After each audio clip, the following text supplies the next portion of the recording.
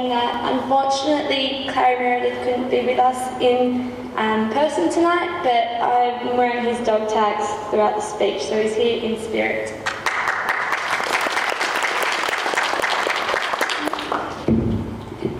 Good evening, distinguished guests, ladies and gentlemen. My name is Laine and I'm an 18-year-old from the Central Coast of New South Wales and was a participant of the Kokoda Youth Leadership Challenge in 2012 with John Nowder as our track leader and Debbie Hogg as our 2IC. Ayrton and I, alongside 23 other young people, trekked in the footsteps of the diggers who served during the Kokoda campaign. Ayrton will agree when I say it was the hardest yet most rewarding experience we have ever had. It was both a physical and mental battle.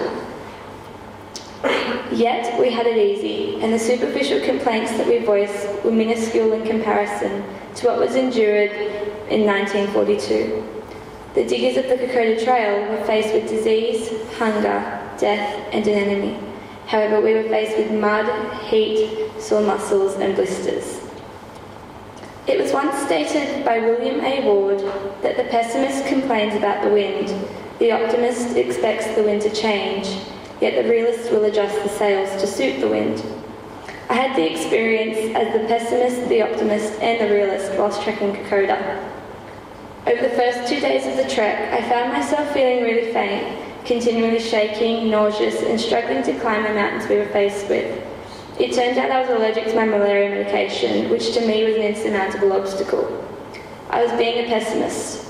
However, on the second day of the trek, I was sitting down on my own with Debbie when she altered my entire perception of the trip.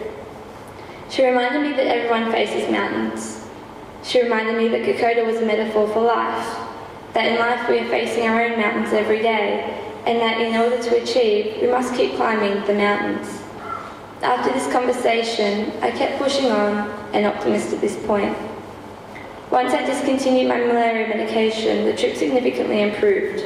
I was voted by the other young people to be the group leader for a day. As the leader, I followed the mantra, "You gotta fake it to make it."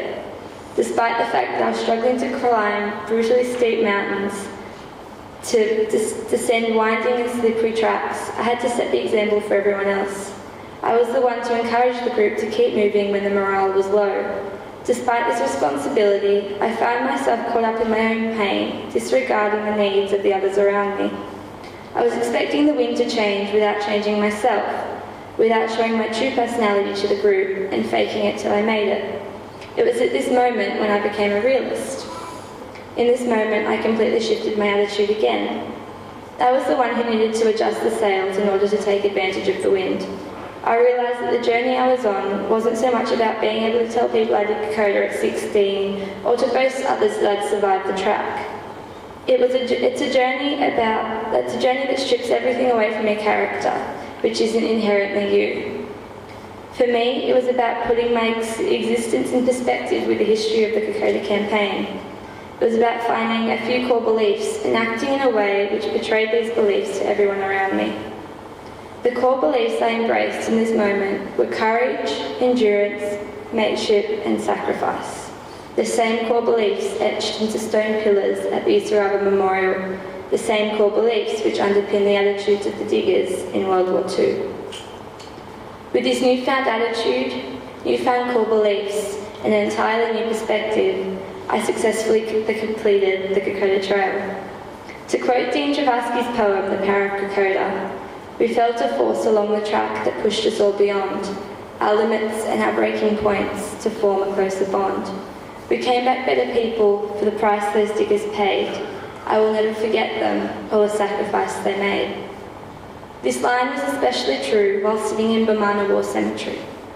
Within this cemetery, there are in excess of 3,700 graves of Australians and Allied forces. Whilst on the trek, we heard stories of men gallantly dying in service of their country. However, the sheer number of fatalities did not become apparent until we reached Bamana.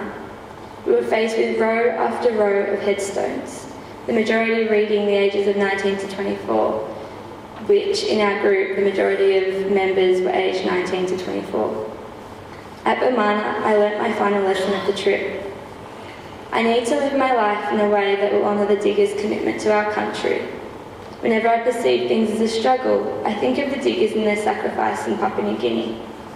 I remind myself that these men fought for the life I live today. I complete all tasks to the best of my ability for the diggers. I lead a life which honours and pays respects to these men's sacrifice, a sacrifice which was tangible whilst sitting in Bamana War Cemetery and whilst trekking along Kokoda. Even today, almost 2 years on, I still think of Debbie's metaphor of life being a longer version of the Kokoda Trail. I still recognise that I need to adjust the sails to suit the wind. I still live by the core beliefs of courage, endurance, mateship and sacrifice. I still pay respect and thank those every day who have given me the opportunity to live the amazing life I have today. Thank you for attending tonight.